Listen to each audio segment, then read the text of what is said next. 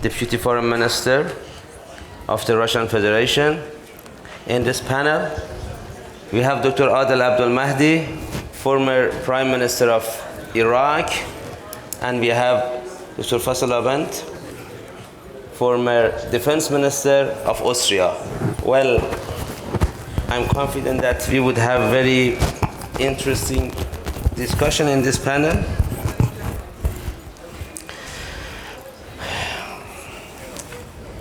Let's start with Dr. Rudenko. We have been discussing from the very beginning of this TDF about the ongoing trends in the global stage, everything in transition. And there are different narratives with regard to what are, the favorable order for many players involved. I would like to have your account of what is the Russian narrative with regard to the world order and what sort of world order would be favorable to Russia. Thank you, organizers, for inviting me to speak at this event. This is quite a very constructive and promising for exchanging new ideas, new proposals how to establish a better world than the one we live in. And I think that I can congratulate the organizers for so many brilliant speakers who just took the floor before me. One of the speakers who talked just before me called this time we are living through an interesting time. And he didn't wish that we live through these interesting times. I disagree with him. The time is a really historical one. The time when the old order is losing its grounds, and we are witnessing the advancing of the new world order based on multipolarity, where the new centers of power appear, when the old powers or the old regions in the world losing their momentum. And we are in favor of such a change, of such a shift, because we think that, first of all, it's a historical trend. And it's not possible to stop it or to slow it down. It will develop whether we want it or not. Yes, it goes under quite a turbulent environment, and we really hope that it will not turn into something more turbulent than it is at the moment. But in general, we see that prospects of this process is quite brilliant, when we'll have in the world many other points of development, centers of development, who will build their relations among themselves, not on the principle of dominance of one bloc on another, but on the principles of equality, on the principles of the United Nations Charter in its full complexity and connectivity. So we are engaged in this process together with our friends from the global south, from the global majority, and we think that it will bring to all of us, including our friends in South Asia, the benefits we deserve. Thank you. Thank you, Minister Rudenko. Prime Minister Dr. Adel Abdul Mahdi. You know, with regard to the ongoing trends in the region, there are many dynamics in the West Asian region that are the combination of hope and fear exactly after the Syrian development, by the way, and also with regard to the situation in Gaza and Palestine. There are hopes and there are fears. What is your account and the Iraqi narrative with regard to those areas of hope and areas of fear? And what are the possible prospect of this ongoing trend in the region? Okay, thank you for inviting me. and I will take the privilege to speak in Arabic because you have a very good translator. You're welcome. بسم الله الرحمن الرحيم. طبعا هناك آمال وهناك إحباطات في المنطقة، لكن كما ذكر زميلي من روسيا العالم يتغير، النظام العالمي يتغير. وعندما نتكلم عن النظام العالمي فمن الزاوية التي نراها نحن كشعوب خضعت للانتداب وخضعت للاستعمار، هناك نظام عالمي عنوانه الرئيسي الهيمنة، هناك نظام عالمي عنوانه الرئيسي الكولونيالية الإمبريالية، الكولونيالية الجديدة، انضمت إليه في القرن الماضي الصهيونية أيضا، اندمجت معه. وهذا العالم كان عالم صاعدا وكان عالم متقدما ومتفوقا في شتى المجالات الاقتصادية العسكرية، حتى في النموذج التاريخي كان يقدم نماذج تاريخية أرقى من النماذج التي سبقته على الأقل على المدى القصير. لكن هذا العالم، عالم الهيمنة، بدأ بالتفكك، بدأ بالتراجع، وبدأت مستعمرات القديمة التي كانت هي مصدر ثروات هذا العالم القديم بدأت بالتحرر، ومن جملتها منطقتنا بدأت بالمقاومة، بدأت تقاوم الاحتلال، بدأت تقاوم الانتداب كما حصل في جميع البلدان بما فيه إيران والعراق وفلسطين وسوريا ومصر وكل هذه البلدان المحيطة كلها تعرضت لمثل هذه الأمور. إذن الأمل كبير الآن، لأن أمامنا عالم ليس كما حصل بعد الحرب العالمية الثانية عندما كان هناك مثلا قطبان بريطانيا وفرنسا، ثم جاء شيء من سنخهما من نفس الطين التي هما عليه، عالم فيه توحش رأسمالي كبير، فيه نزعة للهيمنة والاستعمار كبيرة. جاءت الولايات المتحدة وأخذت دورها في قيادة هذا العالم.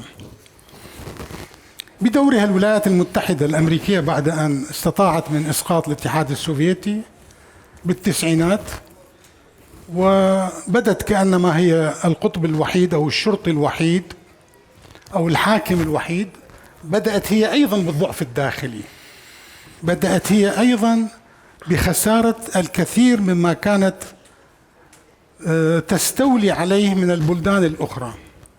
الآن هي تستجدي. سابقا كانت هي توزع الأموال، مشروع مارشال مثلا أو اليو اس اد، أو توزع الأموال وتبني المؤسسات، تبني الأحلاف. حلف بغداد مثلا الذي كان صناعة بريطانية أمريكية، الآن بدأت هي بحاجة إلى أن تنقذ نفسها داخليا. لذلك هناك فرصة كبيرة حقيقة بالأمل، خصوصا مع وجود المقاومات الموجودة. رأينا هي لم تستطع أن تنهي معركة في اليمن مع أنصار الله، أن تنهيها لصالحها. لاحظنا في غزة المحاصرة طوال العقود الماضية من قبل الكيان الصهيوني، كيف تقاوم غزة وتقدم هذه الصورة العظيمة للتضحيات، والتي تنزع أي أخلاقية عن سواء النظام الدولي أو عن دولة إسرائيل المحتلة. لاحظنا المقاومة في لبنان، لاحظنا موقف الجمهورية الإسلامية في المفاوضات النووية. اليوم الجمهورية الإسلامية تخوض المفاوضات وهي أقوى بكثير مما كانت عليه في عام 2015.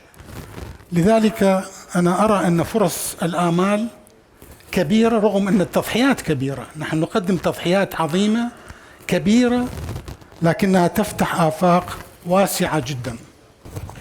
Minister Fasslabend, there are many debates in political circles with regard to the position of Europe with regard to the ongoing transitional period in the global order, and some people even would say that the European Union has lost its momentum with regard to many developments, and even some say that the European Union is strategically irrelevant.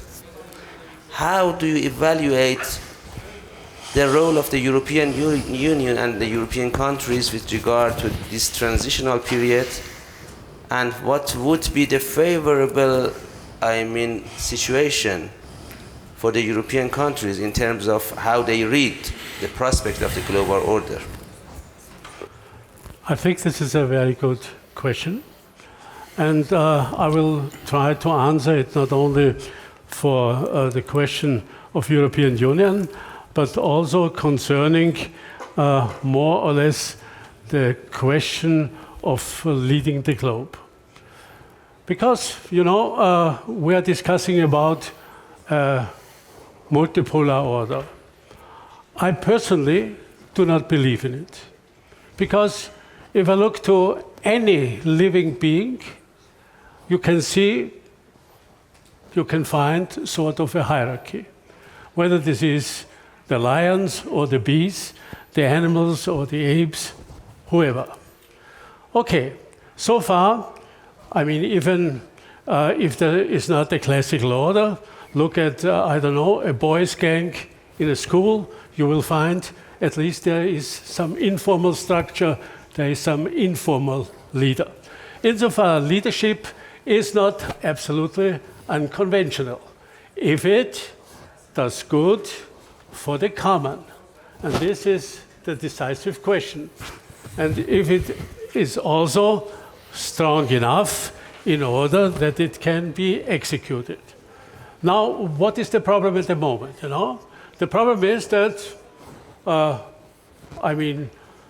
not looking at different politics, but we can see that we have such an enormous development on the globe that obviously every leading power, sooner or later, is over-challenged. America, in its power politics, certainly is overstretched. It cannot control the situation anymore, just as the British before, but also just as the Persians when they had their empires, or the Romans.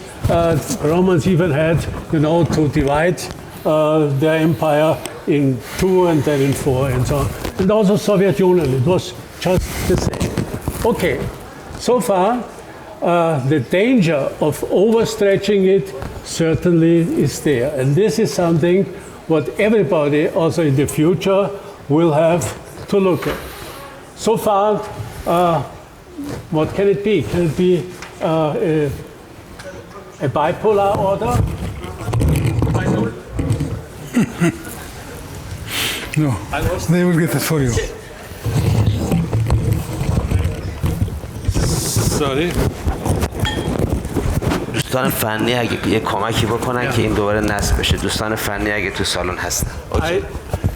I don't think that it can be a longer-lasting bipolar order, only if it is antagonistic, which means one side against the other one, black and white, good and evil, and so on, heaven and hell. If you have a bipolar order, we have models in our society, for example, a marriage. You have to have a clear partition of labor. Otherwise, it will not work out. And this is also something, I think, for a global order. So far, what can it be? I think, that if at one side, the big powers are overstretched when they try to govern the whole world, and on the other hand, also every other kind of power does have disadvantages. Probably something similar, let me say, to companies with a boss, but with a board around it, which means a loose order. Somebody who has more or less the last word, at least sometimes, but most of the cases he cannot take the decision just by himself, but he also will need others. And this is the point when you ask also about EU. EU, I mean, if you look, you know, which power the national states had just 78 years ago still, you can see nothing or almost nothing is left. If I look now to the overall situation, I have to say that Turkey has a more active foreign policy than the European Union. Why? Because it is no state that does not have a common foreign and security policy, a non-state that does not have the power for decision making. And this is what we have to look at. So far, I would say what we can learn from the Europeans is that it is possible to live together, that it is possible to establish an order and to find consensus. And what we have reached up to now in the European Union is a so-called normative power. Europe certainly can go ahead with norms that it has created due to discussions within the Union. And this also can be a model for many others, but it cannot be the model for governing the world. Amazing, thank you. Vice Minister Rudenko, I think everybody in this hall should be interested in knowing more about what is your evaluation with regard to the ongoing peace negotiations with regard to the Ukrainian crisis, while there has been negotiations going on in Istanbul. And we are monitoring also the fact that the European Union is enhancing and putting new sanctions on Russia. What is your account of the prospect of the peace talks, and what are the obstacles to go through this process and to get a good result out of that? Yeah, thank you very much. Ukraine is the first time appearing in this agenda, and I'm happy to dwell on it a bit. To talk about the prospects, I guess it's very still too premature to talk what kind of future will be in terms of the conflict with Ukraine. You know about the negotiations just completed last Friday, when after 3 years two delegations met in Istanbul and decided to find a common ground how to proceed with this negotiation process.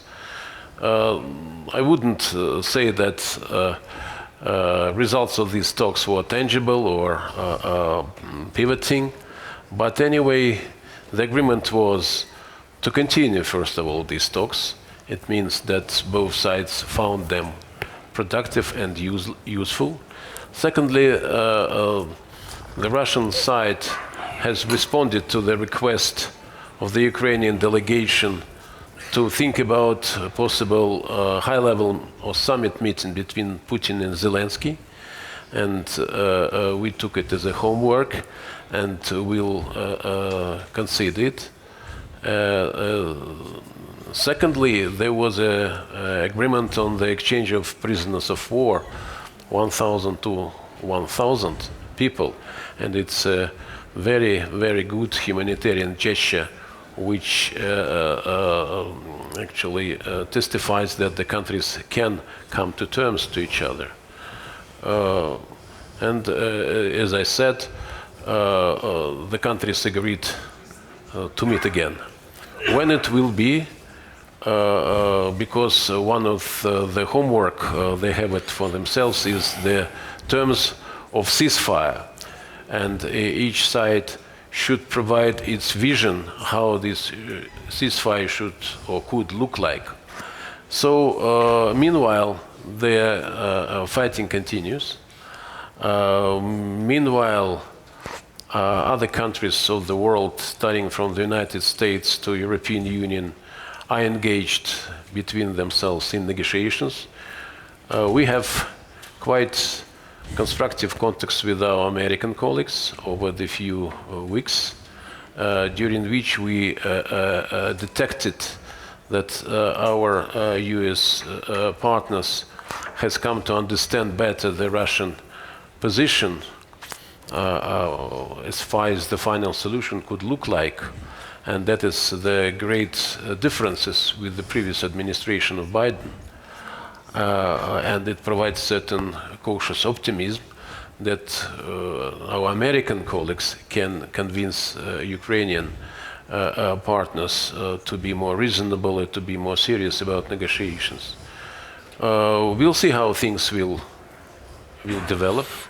Our position remains the same as it was announced from the very beginning. We think that the conflict, first of all, negotiations should address not only the ceasefire as such, but the root causes of the conflict, which doesn't have much to do with Ukraine, but with the security concerns Russia has for many years, with the development of NATO, with the advancement of NATO, with an encircling of Russia with foreign bases. And unless this risk, this threat is not addressed, there'll be no way out for this conflict. Secondly, of course, Ukraine must come to reality and understand that what has been done over 3 years would not change. I mean about territorial changes. Another issue which also should be discussed thoroughly is the situation with human rights in Ukraine, especially about the Russian-speaking population, who were deprived of their right to speak Russian language and to teach their children in Russian. Just imagine a similar situation somewhere in Ireland or in Belgium, when the countries can speak 3 or 4 languages with no any risk to be arrested or fined. But Ukraine, though proclaiming its European future, has chosen another track. So, as I said, much depends on the political will of all states concerned. Unfortunately, the European Union has not very much supportive of the solution, of the searches for a peaceful solution of the crisis.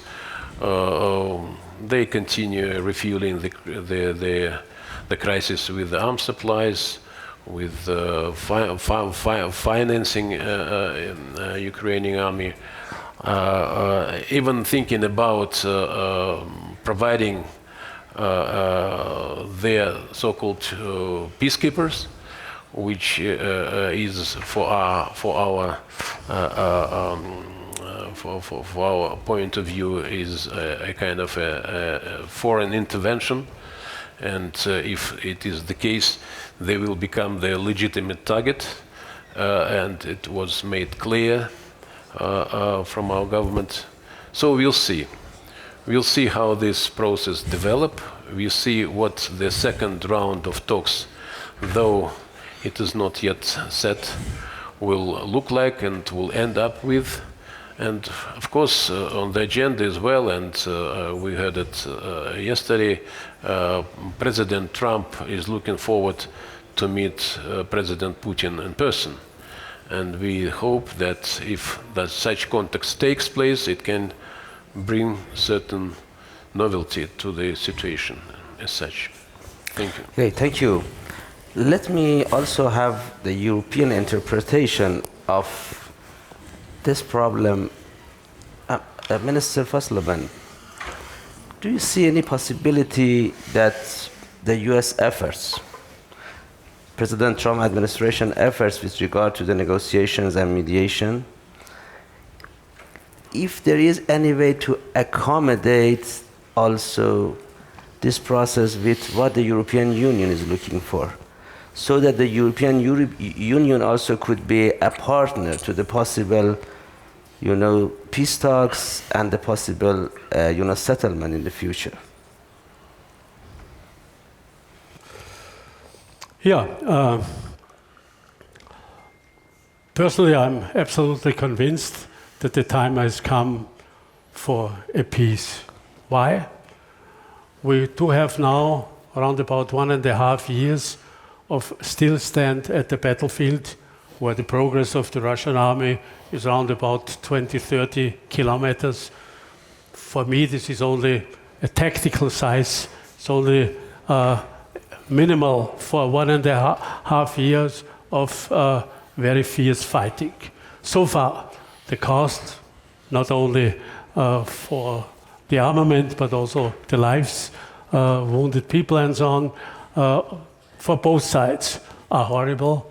And time certainly is ripe and mature to go into a peace system. I also want to talk from my very personal analysis, I cannot imagine that a formal peace treaty between Russia and Ukraine could be the end. Why? Of course, Ukraine cannot renounce for 20% of its territory. Just say, okay, this is not Ukrainian anymore. On the other hand, Putin or Russia has more or less annexed legally, with his legal system, 4 oblasts: Donetsk, Luhansk, Zaporizhzhia, and Kherson. So far, he also has more or less the law of his state against just leaving parts of these territories, of these oblasts, with Ukraine. Therefore, I rather think there will not be an official peace treaty, but more or less a ceasefire, because no side will acknowledge that the other side now is the legal owner of this or that territory. This is what I see. And when we are looking, what can European Union do, what should it do? I would say the following.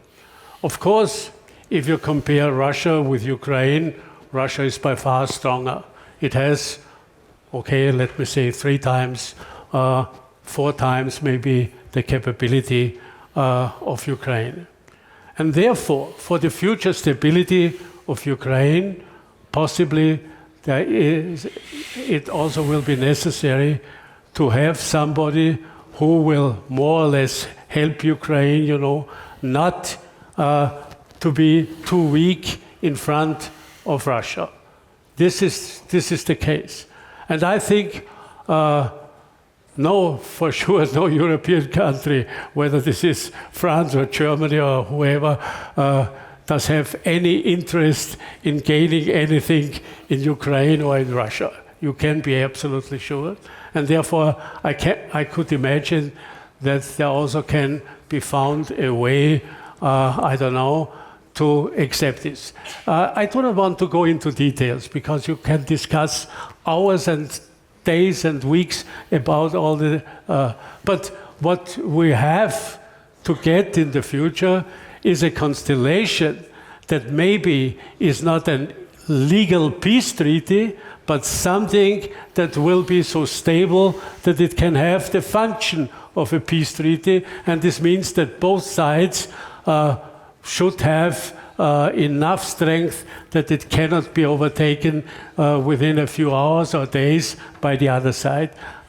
From the Ukrainian side, this is not the question anyhow, I would say, and insofar this will be the big question in order to get a bit closer. I know this is difficult. And also there are some extra questions to be talked about it, but I could imagine, sooner or later this should be possible, because I think also Putin is a reasonable man. He's intelligent. Maybe sometimes he's stubborn a little bit. I don't know, you know him better. But okay, he knows what he wants. And I'm sure that in the long run he's interested in having also more opportunities, to make Russia great again. Let me say it this way. Okay, thank you. Dr. Abdul Mahdi, Baghdad, yesterday Baghdad hosted the Arab League meeting. What is your evaluation if that meeting, if there was any prospects or any visions to resolve the ongoing challenges in the Arab world, including the situation in Syria and including the Palestinian issue, which is the very root causes of the many problems in the region? Do you see any possibility for that? What is your evaluation of that meeting in Baghdad? شكرا. أولا معلوم أن الجامعة العربية منصة خطابة أكثر مما هي مؤسسة إجرائية تستطيع فعلا أن تتخذ قرارات وقرارات تنفيذية. اليوم عمر هذه المؤسسة أكثر من 6 قرون تقريبا، ولم نشهد لها فعالية كبيرة في المراحل الماضية. يعني اليوم نحن لا نشهد فعالية للأمم المتحدة، لا نشهد فعالية لمؤسسات عريقة في المجتمع الدولي لا تستطيع أن تعمل شيء وأن تفرض قانون أو تفرض إجراءات. محاكم دولية كمحكمة العدل الدولية أو محكمة الجنايات لا تستطيع أن إنفاذ قوانينها على من أدانتهم ومن أصدرت أوامر إلقاء القبض عليهم. فيجب أن نكون واقعيين. يعني الجامعة العربية منصة خطابة وفرصة للقاء الزعماء، وهذا شيء فيه إيجابية. يعني حتى نضع الأمور في نصابها، لا نبالغ بقوة هذه المؤسسات، لكن لا نعدمها أي فائدة ممكن أن تقدمها. مجرد اللقاء والبحث وإصدار القرارات وتأكيد المبادئ هو أمر جيد، هو أمر جيد. يقينا نحن لدينا اليوم أزمة كبيرة بحاجة إلى حل سريع، وهي غزة. يجب على الدول العربية، الدول الإسلامية، دول العالم قاطبة، يجب أن تضع حل إلى هذه المجزرة التي تجري تحت أنظارنا، إلى هذا الهوليكوست الذي يجري تحت أنظارنا في غزة. في كل يوم هناك أكثر من 100 شهيد ومئات الجرحى الذين سيموتون لاحقا، سيستشهدون لاحقا، دون ذكر ما يجري في الضفة الغربية وما يجري في لبنان وما يجري في مناطق أخرى. نحن بحاجة إلى هذا الجهد. هذا الجهد لن تقوم به المنظمات الدولية، هذا الجهد تقوم به الجهات المسؤولة، إن كانت دول أو منظمات مقاومة. يجب أن نتصدى جميعا وبشجاعة كاملة لإيقاف هذه المجزرة. من لا يشارك في إيقاف هذه المجزرة سيحاسبه التاريخ كما حاسب المجرمين في الحرب العالمية الثانية الذين لم يقفوا مع الحق أو مع العدالة الدولية أو العدالة التاريخية. نحن بحاجة إلى هذا الشيء. وبالمناسبة يجب الإشادة بموقف كثير من الدول في أوروبا، في أمريكا اللاتينية، في أفريقيا، في منطقتنا الجمهورية الإسلامية مثلا، لها موقف شجاع وتدفع بسببه الكثير من التضحيات للدفاع عن هذه العدالة. وبقية الشعوب في العراق أيضا نحن ندفع ثمن كبير، وبقية الدول تدفع ثمن كبير، اليمن اليوم يدفع ثمن كبير. فنحن بحاجة إلى إجراءات عملية. أنا شخصيا لا أجد حقيقة غير مصادر القوة، امتلاك مصادر القوة، لأن الطرف الآخر برهن أنه لا يفهم لا يراعي القوانين الدولية، وليس له معايير إنسانية دينية أو غير دينية. فبالتالي إلى أن يصل الطرف الآخر إلى شيء معقول لا شيء غير امتلاك القوة والدفاع عن النفس، وإلا كلما أعطيته سيتمادى في التوحش، سيتمادى فيما يحصل عليه. ذكرتم مثلا مثال سوريا. مثال سوريا خرجت، غيرت الأوضاع، غيرت الجيوبوليتكس لأوضاع سوريا، كان هناك تأثيرات ونفوذ لحزب الله، كان هناك تأثيرات لإيران. نفس النظام السوري كان يعتبر من محور المقاومة. تغير الوضع، ما كانت تدعي إسرائيل أنه يهددها زال، مع ذلك تلاحظ في كل يوم هي تقوم بالقصف والتقدم واحتلال مناطق جديدة، كله بادعاء أنها تدافع عن نفسها. تدافع عن نفسها ماذا؟ هي طوال 7 عقود هي التي تهاجم، هي التي تحتل الأرض، هي التي تقتل، فتدافع عن نفسها ماذا؟ ومع ذلك زعماء كبار في العالم يتكلمون عن حق إسرائيل في الدفاع، وهي دولة محتلة استيطانية، ولا يتكلمون عن ما يمنحه القانون الدولي والأعراف الدنيوية والسماوية لمن تحتل أرضه أو لمن يتعرض إلى العدوان أن يدافع عن نفسه. لذلك الآن لا أجد حقيقة غير التمسك بمصادر القوة، التمسك ليس قوة فقط السلاح، هناك مصادر قوة كثيرة. رفض التهجير مثلا، هذا لا يتم بالسلاح، هذا بالعكس قد يؤدي إلى قتل السكان المدنيين. لكن عندما نرفض التهجير لا نشجع العدو في الطمع أكثر والإيغال أكثر في التوحش وفي الاعتداء. يجب التزود بمصادر القوة، وأعتقد أن الجمهورية الإسلامية لو لم تتزود بمصادر القوة لكانت وقعت حرب أخرى بسبب موقفها من فلسطين أولا، ثم في الملف النووي لكان هاجموها. عندما تكون أنت قوي فأنت تضع عنصر أساسي نحو تحقيق السلام وتحقيق العدالة. Thank you so much. Let me give a chance also to our esteemed audience. If they have any questions for our esteemed panelists, maybe I can take 3 questions. Please identify yourself. تیم فنی میکروفون داریم اضافه بدیم به دوستان تیم فنی؟ کسی نیست تو سالن؟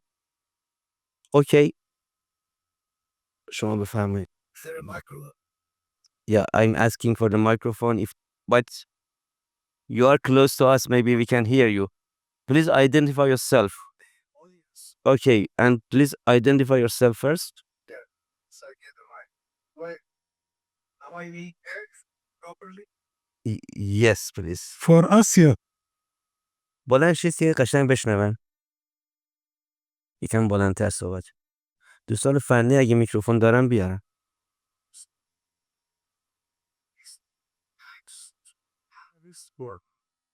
You said that you are fiction by producing. سوال کوتاه باشه لطفاً. Yes, I said I'll make you thank Halabi for their contribution, and I was listening very carefully. Of course, I would, if I had the chance, I would have loved to raise a question for all the 3 panelists, the gentlemen, but I would prefer, in light of the time constraints, to address my question to previous, former Defense Minister of Austria. And what catched my attention was emphasis that the had on the European approach, which he described as a normative. And it's a very key word because we are living at a juncture and the world community is witnessing, as the gentleman, the other colleague said, ongoing Holocaust. One would wonder if, of course, our ears are quite familiar with application of double standards, especially when it comes to humanitarian values and norms, human rights norms. But it has reached a strange extent, which is unprecedented as far as concerned. There are more than 180,000 individual Palestinian people have been killed or injured. Where there are verdicts, legal verdicts by the ICJ and the PCC against Netanyahu and his defense minister. And they are practically on the wanted list. They are supposed to be indicted and arrested and put to a strike just to serve, to take practical step toward justice. And سؤال كتابك بس responsibilities. I would just like to know how would it be justifiable that we continue to witness fair treatment of the European countries vis-a-vis the refugees, for example, from Ukraine, and how they are welcomed in certain countries. And when it comes to Palestinian refugee, and when they're in the worst situation, they are being ignored the possibility to be offered some humanitarian assistance. And there is no, for example, effort from Brussels to reprimand one of the EU members, such as Hungary, who is ready to go all the way to withdraw from Rome status in order to host Netanyahu. These are questions which really needs answer. I know you're presenting the whole EU as a whole. Thank you. Thank you so much. Let me collect two more questions if there is any, and then I will ask the panelists to respond. The gentleman over there, please.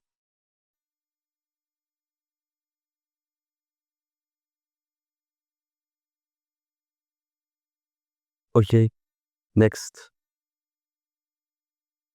أنا الدكتور فراس السلماوي عن مجلس النواب العراقي، وسؤالي للسيد عادل عبد المهدي: كيف تجدون موقف مجلس النواب العراقي في تجريم التطبيع مع الكيان الصهيوني الغاصب أولا؟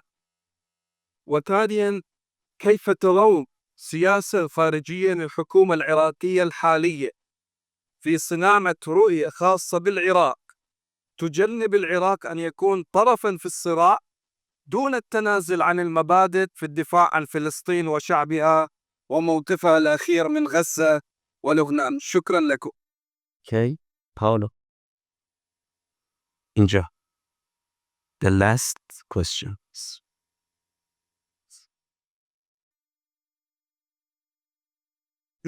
Thank you very much. I am Paolo Tarabusino from Pakush during the visit here. Now the question is general and especially addressed to our Iranian colleagues. What do you think could be the best way to reduce this terrible massacre of Palestinians, and what do you think could be done in order to slow down? There is a rumor that Iran is supporting military security, the use of resources. You think that this is something that could be useful for the problem, for the Palestinian problem, or not? And what do you think instead could be done in that direction? Thank you. Okay, we have two questions for each of the panelists. Dr. Fasslabend, would you please start? Yeah, I think everybody just can look at the situation in Gaza as an absolutely catastrophic situation where you only can miss the words. The problem that I see is, that we are confronted with a situation where you have an extreme government. Bibi Netanyahu is extreme. If you look to his ministers, Smotrich and Ben-Gvir, then he has decisive ministers in his governments who do not try to ease the situation, but they are rather putting oil into the fire, even in this situation. And you can see that most of the European countries have reacted at least verbally. The problem that I see is that Bibi Netanyahu more or less doesn't have any corrective. Nobody tells him what he should do. Nobody really tries to stop him in his actions. Normally, this probably the United States should do, but they are not doing it in this case because the Israeli politics are so interwoven with the American that the outcome is a big, big damage, not only for America's image, but also for the Western image. That's what I see, and therefore we only can hope that sooner or later, not sooner or later, as fast as possible, this killing can be stopped and that we can help the people over there. Because also the humanitarian situation. It's not only the fact that around about 30,000 absolutely innocent children are killed by bullets, that they hunger, that they do not have medicine. This is a catastrophe where really the whole world has to react. This is what I see it. This is not a question of political positions or whatever. This is not possible. Thank you, Dr. Abdul Mahdi, if you wish to answer the question by the Iraqi gentleman. نعم. أولا حول مسألة التطبيع. طبعا أنا شخصيا أؤيد قرار مجلس النواب العراقي في عدم جدوى التطبيع. أولا التطبيع يتم الآن ومن أول تطبيع مع مصر مع الحكومات. لا يوجد تطبيع حقيقة بين الشعوب. بقي هذا أمر مرفوض سواء في الأردن أو في مصر، البلدان اللذان طبعا إلى الفترة من الوقت، وثم بعض الدول الأخرى التي طبعت. ثم التطبيع لا يحمل بذاته جدول معين، لأن الطرف الآخر هو أصلا لا يعترف، ليس لديه تطبيع من جانبه. يعني عندما بدأنا بمحادثات أوسلو مع السلطة الفلسطينية، مع السيد مع المرحوم ياسر عرفات، كان هناك رؤية لحل. ماذا حصلنا؟ حصلنا اختيار رابين.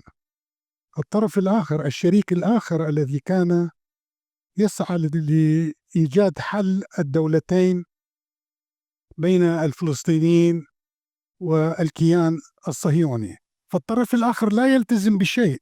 وهو حتى عندما يطبع مع دولة مثل مصر مثلا، اليوم ما يجري في غزة، معابر رفح هي كلها معابر تحت السيطرة المصرية، مع ذلك هو يأتي في رفح يحتلها يأخذها.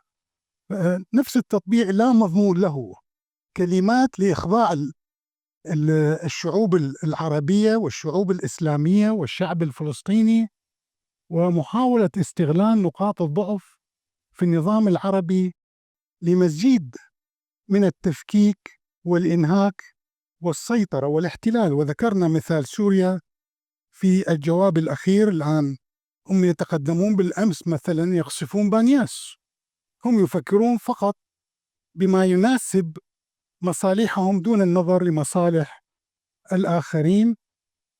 وبالتالي نحن بحاجة إلى حلول تخرج من هذا الإطار. التطبيع لن يحل لا مسألة العرب، لا مسألة الفلسطينيين، لا مسألة إسرائيل، فقط كما ذكر من استفتاء ونظام يستطيع فيه السكان سواء كانوا يهود، مسيحيين، مسلمين، أن يؤسسوا لشيء ويضمنوا حقوقهم بعيد عن هذه المناورات الدولية التي تجري تحت التهديد وتحت محاولات السيطرة. أما السياسة الخارجية والتوازنات، يعني كنت أتمنى أن أعذر من هذا السؤال، لكن أنا أجيب. هناك مفهوم خاطئ للتوازنات. التوازنات ليس أن أعطي لهذا الطرف شيء وأعطي للطرف الآخر شيء آخر. التوازنات هو أن تدافع عن مصالح البلاد الأساسية. هذا هو الموقف الابتدائي، لا أن أقول إنني أقوم بتوازنات مع الأطراف الدولية ثم أراعي مصالحي. لا، أنا يجب أن أعبر عن المصالح الوطنية. مثلا أعطيك مثال، في 2018-2019 أنا كنت رئيس وزراء، وكنت أقول لنا مصالح نحن مع دول الجوار، السعودية، تركيا، إيران وإلى آخره. الأمريكي كان يفرض علينا، يقول إما أسود أو أبيض، إما معي أو ضدي. نحن نقول له لا نستطيع أن نصبح نحن عدو إلى جيراننا، نختلف نعم، لكن لا نستطيع أن نكون أداة أو نصبح أعداء لجيراننا. جيراننا تربطنا بهم مصالح تاريخية، مصالح جغرافية، مصالح دينية، مصالح مذهبية وغير ذلك. هو كان يشترط هذا الشرط أساساً، إما أن تكون معي أو ضدي، فيجب أن تمنع كل التعاملات مع الطرف الآخر، وإلا أدخلك في قائمة العقوبات، وإلا أدخلك في قائمة الإرهاب، وقس على ذلك. لذلك التوازن هو أولاً تعريف مصالح المنطقة، مصالحنا مع جيراننا، مصالحنا مع فضائنا الإقليمي، ثم العلاقات في العالم الخارجي. أما دعم المقاومة، فإذا كانت المقاومة شيء شرعي، وهي شيء شرعي حسب المواثيق الدولية، أن تقاوم أنت من يحتل بلادك، وإلى حد الآن في منظومات الأمم المتحدة وفي منظمة الأمم المتحدة إسرائيل دولة احتلال، occupied territories، هو التسمية الرئيسية هي هذه. فأنت عندما تقاوم هذا حق مشروع، فأي دولة تدعم هذه المقاومة فهي تقوم بعمل مشروع. هذا كان ليس فقط موقف الجمهورية الإسلامية، هذا كان الموقف الأخير الذي أعلنته الصين في الأمم المتحدة. فبالتالي دعم المقاومة كما دعمنا المقاومة الجزائرية والمقاومة الفيتنامية وشتى أشكال المقاومة. إذا كانت المقاومة ضد احتلال، وهي الآن في فلسطين ضد احتلال، فهي شيء مشروع. أما محاولة تشويه أن هذه أدرع لإيران تأتمر بأوامر إيران، هذا كله شيطنة وكله دعايات وبروباغندا، من شأنها حقيقة إخراج الموضوع عن مضامينه وعن مساراته. شكرا. شكرا. To be just in time management, Minister Rudenko, if you wish to have also some words, if you wish. Actually, the speakers they answered all the questions posed to them. The discussion itself we just had is another evidence of the situation or the status we are now passing through in world affairs. You see that the global instruments of governance, they stopped working properly. The United Nations actually goes idle. There are no international law anymore which is respected by the governments, by the states, and on each case, each country reacts the way it wants, or depending on the quality of bilateral situations with one country or another. For example, the distinguished representative from Austria just said about reaction of European Union. But as far as Russia is concerned, European Union introduced thousands and thousands sanctions against Russia for what it's doing in Ukraine. We can have different idea how we call it, but anyway, but there was not a single sanction against Israel, for example, from the European Union. Though the atrocities there, they just make people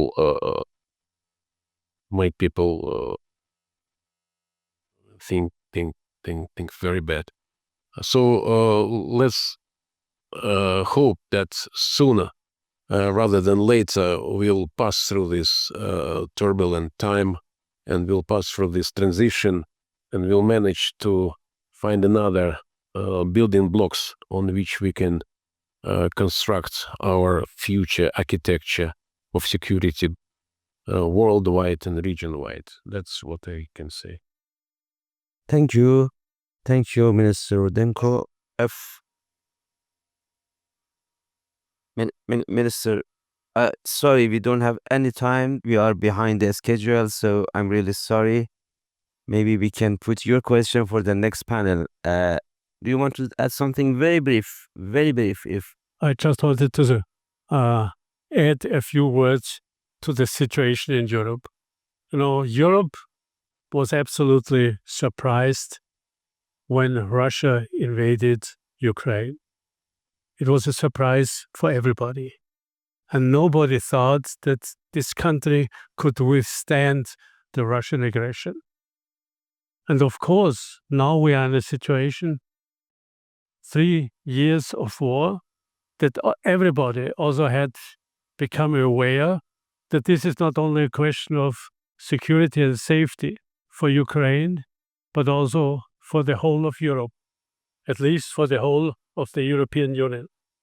And therefore, when I said before, that Europe doesn't have a common foreign and security and defense policy, now we are for the first time in the status to start one, due to this experience we have, in order to be ready to defend ourselves if there comes any danger in the future. This is a lesson we have taken out of this horrible war. That's what I wanted to say. And I only can hope that we will manage not only to have bigger expenses, but also to be much, much more effective in the future in order to safeguarding our security. Because the lesson is you can have as much diplomacy as possible, but at the end, it's only your own strength that will keep somebody away from your own territory. Okay, thank you. I'm grateful for our panelists. Sorry, we don't have... Okay, please, very brief. Уважаемые участники, я на русском языке. Адресую мой вопрос представителю России.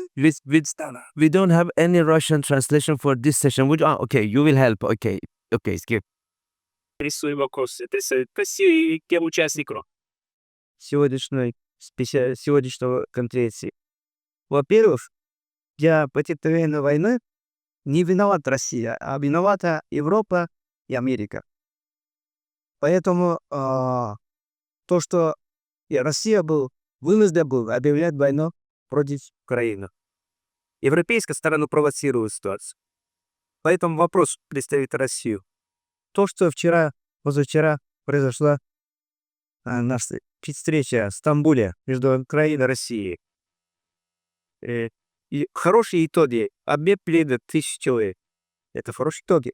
Идет процесс, переговорный процесс. Но европейское государство, позиция Макрона, Стармера, Меца, вступает против, провоцирует ситуации. Они поддерживают, одна сторона поддерживает Зеленского, оскорбляет Путина.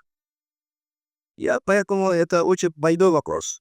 Thank you so much. Thank you. Сказать, что как будут вы относиться нашу позицию европейского государства? В том числе и можно в принципе без ответить, потому что Европа не виновата в этом.